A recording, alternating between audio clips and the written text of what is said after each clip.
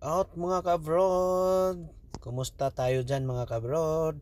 Ito mga kabrod, naglo-loading kami mga kabrod ng waste material mga kabrod.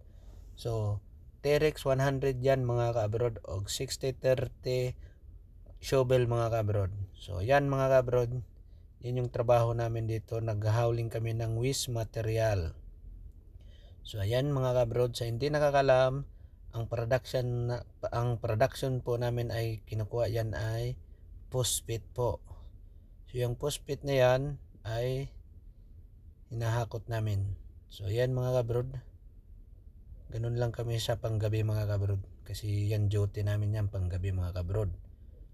So yan yung trabaho namin yan, dito yan sa ECCL. So yan mga kabrod, sa tipping area yan mga kabrod.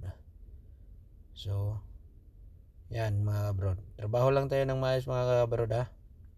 Yan, kailangan natin kumuha ng video mga kabrod. So ayan mga kabrod, loader na naman yan. So yun na yung final production na niloloading. High grade na yan mga kabrod, yung phosphate. So loader na naglo-loading yan mga kabrod. So ayun, nakita niyo mga kabrod.